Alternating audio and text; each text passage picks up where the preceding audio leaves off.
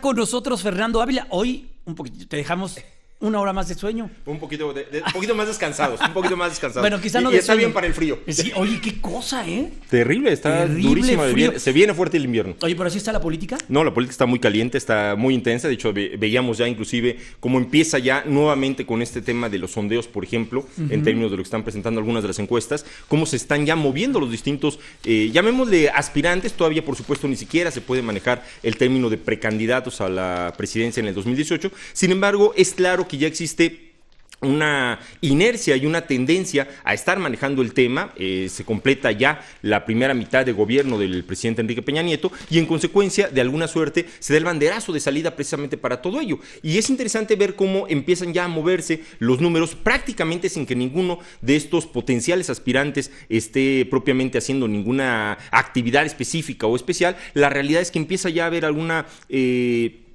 movimiento importante o interesante en ese sentido. Vemos que, por ejemplo, el caso Andrés Manuel es el único de los posibles o potenciales aspirantes que baja en esta encuesta. Los demás tienen una tendencia al alza. Sin embargo, falta muchísimo camino por recorrer. La realidad es que, por lo menos lo que nos ha enseñado las últimas experiencias en los últimos 18 años, quienes inclusive eventualmente van muy arriba en las encuestas durante todo el periodo previo, a su tope, ¿no? Llegan a su tope, ya no alcanzan a crecer y terminan finalmente el día de la elección desinflándose. Pues bueno, empieza a ser interesante. Entonces, desde luego, el terreno político está muy, muy caliente. Nada que ver con el clima que en este momento invade buena parte del país. Híjole, sí, porque está haciendo frío, ¿eh? Está haciendo frío aquí en el centro, en la Ciudad de México. Oye, Fer, lo que viene, ¿qué tan bueno es que estos precandidatos, bueno, ni precandidatos podría tomarse? Sí, llamamos que son aspirantes en todo caso, personajes políticos eventualmente. Evidentemente no pueden ser precandidatos, toda vez que las precandidaturas ya están formalmente normadas. Exacto, Antes claro. existía un vacío en ese sentido. Y podría tomarse como precandidatos casi 6 años antes. Hoy, toda vez que ya está normada incluso la precampaña, hasta en tanto ese proceso no se lleva, son aspirantes, personajes públicos, potenciales candidatos. ¿Qué tan saludable es este futurismo político cuando a la mitad del camino va a haber otra elección, 2016? Ahí yo veo al revolucionario institucional calladito, ¿eh? Con estas encuestas casi ni las toma en cuenta, no sale, no las toma mucho en cuenta, porque yo veo al PRI muy concentrado en el 2016. Sin duda, y ese es un poco el papel que tendrían que estar jugando los partidos políticos, el pensar tan anticipadamente en lo que puede ser la elección del 2018, no solamente, como ya lo mencionábamos, resta de alguna suerte el potencial que pueden llegar a alcanzar determinados personajes, llegar precisamente a su tope y ya no poder crecer más dentro de lo que es las encuestas y evidentemente la encuesta más importante de todas, que es precisamente el día de la elección. Lo importante en este momento es, primero, cómo vas a lograr posicionarte frente al electorado en una elección tan importante como la del año que viene, en donde, insistimos, prácticamente una tercera parte del país estará en elección. Se con entidades tan importantes como Veracruz, ¿no? Que Veracruz, es el segundo padrón más importante del país. No solamente eso, insisto, la capacidad que tenga cada uno de estos partidos políticos de mantener o de retener o ganar eventualmente estas gubernaturas, es decir, lo que va a ir generando respecto de la fuerza que están logrando consensar frente a los ciudadanos y evidentemente el reposicionamiento que puede llegar a tener el gobierno federal. Todos estos elementos son determinantes para lo que será, por supuesto, todavía la aduana del 2017. En 2017, recordemos también, se renueva, por ejemplo, nada más la gubernatura del Estado de México, el padrón más grande del país.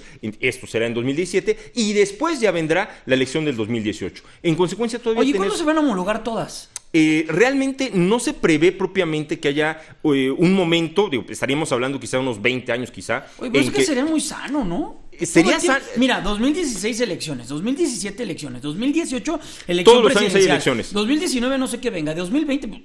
Todos los años hay elecciones. La intención, lo platicamos en un momento, sí es llegar al punto en el que en el país tengamos 2 jornadas electorales. Una, por supuesto, para elegir presidentes, senadores y diputados federales, y la otra intermedia, que sería simplemente para elegir diputados federales y los distintos gobernadores, tanto ya sea en la elección empatados con la elección presidencial o empatados con la renovación de la Cámara de Diputados. Sin embargo, para arribar a esto todavía falta mucho tiempo realmente, es decir, algunos estados como el próximo año, por ejemplo, varios estados estarán homologando sus elecciones de manera tal que empaten la elección de gobernador al 2018. Por eso tenemos elecciones de 2 años en Puebla, ¿no? De Veracruz inclusive, en donde van a ser gobernadores de muy poco tiempo, o por lo menos no los 6 años que se acostumbran en nuestro país, precisamente permitiendo que en 2018 2018 se elija al gobernador ya por 6 años y queda empatada esa elección con la de presidente. Sin embargo, todavía faltan muchas entidades para lograr este proceso. Es una caminar que yo calculo estará tardando 20 años. Sin duda sería mucho más sano en términos de concentrarnos en lo electoral solamente una vez cada 3 años y no estar permanentemente en elecciones. Sí, ya se logró mucho avance. Recordemos que, insisto, hace algunos años teníamos elección todo el año. Los estados, terminaba hoy la elección de un estado, empezaba la elección en otro municipio y en otro. Y entonces todo el tiempo estamos hablando de elecciones. Eso impedía los acuerdos de largo plazo. Hoy ya se puede ir avanzando en ese sentido por parte de los partidos políticos. Sin embargo, la realidad es que también falta mucho caminar para lograr homologar en todos los estados esta parte, insisto, que algunos 20 años, y permitirnos que sí sea mucho más económico, mucho menos complicado, pero también con algunas otras variantes, toda vez que en el caso particular, por ejemplo, la elección de presidente de la República, sabemos que es una elección que jala mucho a la ciudadanía, es la elección que tiene mucha más concurrencia a las urnas y que, por supuesto, eventualmente, como lo vimos ya en el 2000, por ejemplo, cuando hay una tendencia franca hacia cierto partido político, eso lleva un voto en cascada, digámoslo así, para todos los demás candidatos. Y esto finalmente tendría que evaluarse qué tan benéfico o no puede resultar para el país en pleno, empatarlo completamente a una elección de presidente de la República o eventualmente a una elección de Congreso, como serían las intermedias. O sea, sí nos falta un camino, es importante, sería interesante, e irá de la mano, sin duda alguna, también con la madurez que vayamos alcanzando como ciudadanía respecto a estos temas políticos, cada vez más participativos, cada vez más protagonistas de la misma y no solamente como espectadores. Oye, por último, vemos, ya lo comentábamos, platicamos hace un instante con gente, con Eviel, el senador Eviel, para Magaña, para platicar sobre lo que viene para Oaxaca. Vemos lo que se están moviendo, vimos la renuncia del director del Infonavit, Alejandro Murat.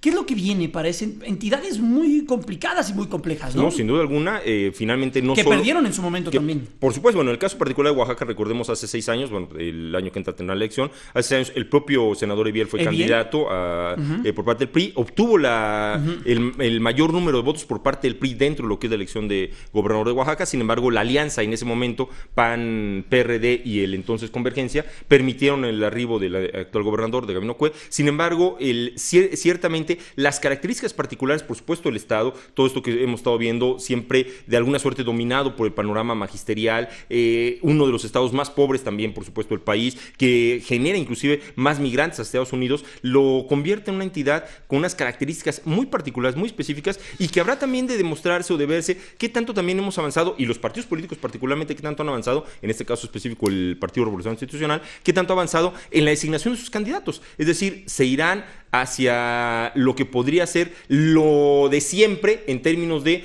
una candidatura de alguna suerte muy clara o pareciera dirigida, ya dirigida con el caso del exdirector del Infonavit, o finalmente será una candidatura mucho más local con un personaje que ya fue candidato, que ha estado trabajando, hace un trabajo de campo directamente en la entidad, pero que quizá no necesariamente tiene todos los apoyos o todos los elementos dentro del centro del país. Pues hay que estar muy al pendiente porque se van a mover mucho las aguas en los partidos políticos y al interior de los mismos, y también hay que verlo. Luego ocurre mucho esto cuando en un partido político ves que no tienes oportunidad, te enojas y te vas con el otro. Eso ya no se va a poder, ¿verdad? Ya no se puede, porque finalmente también los propios partidos políticos se están cubriendo en ese sentido. Ya ahora recordemos. Así pasó con Maloba, por ejemplo. Maloba pasó con el propio Ricardo Monreal. Cuando Ricardo Monreal pretendió ser candidato a gobernador por parte del PRI Zacatecas, no le dieron esa candidatura, se pasó al PRD y bueno, ganó.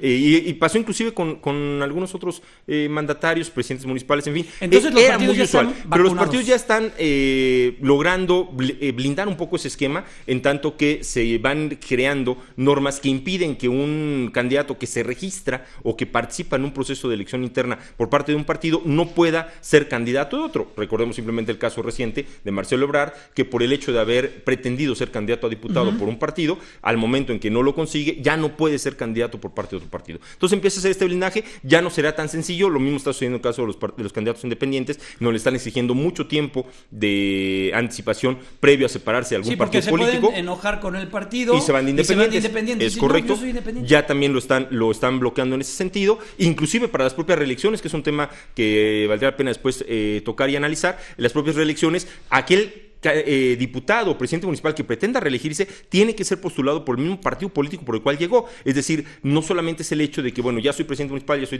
diputado federal, quiero reelegirme, me concentro solamente en mis votantes, si el partido político por el cual arribó a ese puesto no lo vuelve a postular, no puede ser candidato nuevamente, aunque sí esté en funciones para la reelección. Oye, las reelecciones ya en el 2018. En el 2018 ya se aplican. Perfecto. Pues Fernando, ¿cómo está cargada muy cargado, nube, para ser fin de año muy cargado, viene, por esto digo, muy calentito y seguramente en este tema se calentará mucho más. Bueno, Fernando Ávila, nuestro experto en la agenda política, muchas gracias.